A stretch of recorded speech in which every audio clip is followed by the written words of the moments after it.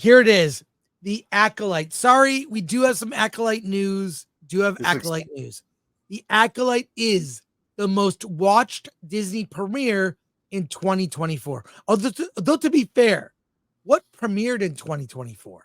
Doctor Who. And Echo. Was that this year? Echo. That was this year. Okay. It was in January. Oh, that's right. That's right. It was the first of the year. So the Acolyte is the most watched premiere. Now, are they somehow threading the needle with these statistics to try and make it sound better than it is? Let me pull up the story here because Monday when we were talking about the Acolyte, I mentioned what will the headline be on Wednesday, and this is the headline on Wednesday: 4.8 million. I guess that's respectable for today, for 2024. But again, in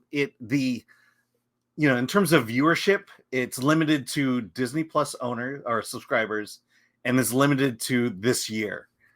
Right. That's the caveat of this. This is the Disney's PR machine. This is what they do. They have to create a headline, and they will thread that needle so thin to get this headline that they've got to always be saying something positive about itself, even though it's not. I don't know, man. I feel like it is one of those things, like they do this in sports too. Mm-hmm. Well, they'll find some way to say this is the most points scored in the last 2 minutes of the fourth quarter by one player. Right? They thread this weird needle so that they can have a statistic that is very positive. Yeah. Right. Well, there's also a third element. So not only is it the biggest Disney Plus launch in 2024, but it's also 3 one day. So they're giving you the overnight. So this won't include the following days. Yeah, and by comparison, House of the Dragon they did 20 million in one day, and then it was 10 million in one day, and then they go on like 30 to 40 million for each episode, like in the week following the day of the premiere. Yeah. So, they have to spin it in a positive way. Yeah. But we talk about it. Just the fact that Variety is taking that headline and running with it. Yeah. It just shows. I don't know what it is, but I also look. I don't want to necessarily say anything bad about Rotten Tomatoes, but I feel like, I feel like that either Disney's kind of hacking the Rotten Tomatoes system, or there's a partnership here, possibly. Yeah, they are. Here, if you wouldn't mind reading the first 2 paragraphs, Alan. Sure. The Acolyte, Disney Plus' newest Star Wars series, reached 4.8 million views in its first day, which begs the question: what counts as a view? This marks the streamer's best series premiere of 2024, according to Disney. An exact first day viewership total isn't available for Ahsoka, the most recent Star Wars series, though Disney did report that it took 5 days to reach 14 million views. That comes out to an average of 2.8 million views per day, 2 million below the launch of The Acolyte. Note, a view is calculated by dividing the number of hours each title is watched by its runtime. Okay, so there you go. Okay. At least we know that. Why don't you read this final paragraph and then we'll go to comments. Variety critic Alison Herman likens The Acolyte to Andor and The Last Jedi for its willingness to put its own spin on hallowed lore. Oh, praise the Lord. Additionally, her review noted that the series propelled by plentiful action, much of it hand-to-hand combat, heavily inflected with martial arts.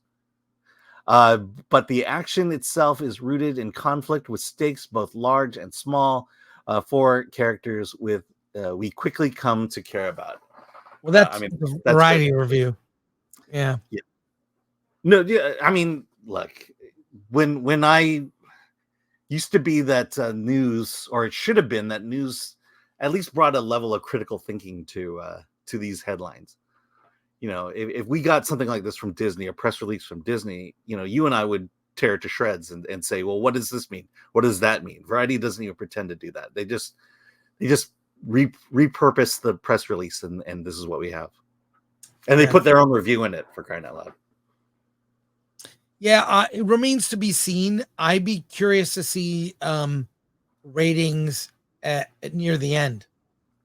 I think the drop off will be steep, very steep, especially after episode 3 and 4, which we will talk about next week when everyone has seen it. And well, I feel like it's going to cause controversy. I feel like episode 3 is going to be huge.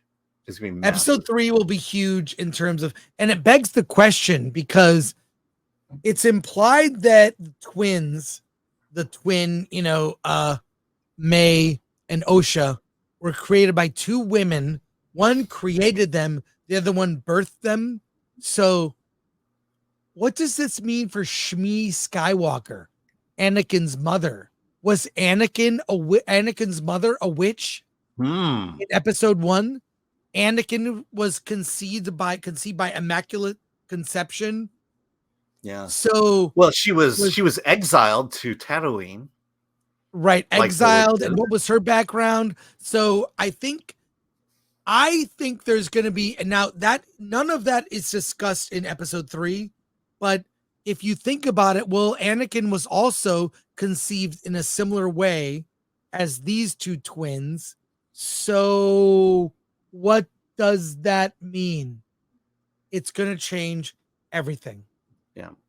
I will say this though, if episode 3 breaks records, Disney, you're welcome. I feel like we have promoted episode 3 more than any other outlet has.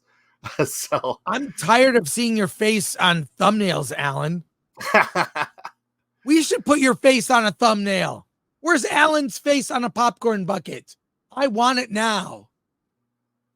So, all right, let's go to your comments here. Bucket with the gray beard around the opening, and then I can brush off the excess butter on your beard.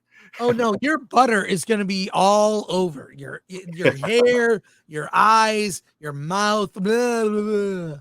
And then finally, from Rumble, from Caveat Ties, hey, for $1, there is going to be a new race of women that are able to have Force babies. Get ready. Get ready. Look, I am just the messenger.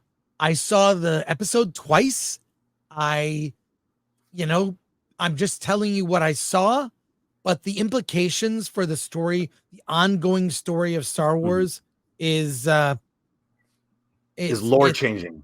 It's lore changing. And yeah, I don't think a lot of people are going to be too happy. Yeah. That's all I'm saying. Which is getting impregnated by a thin thread.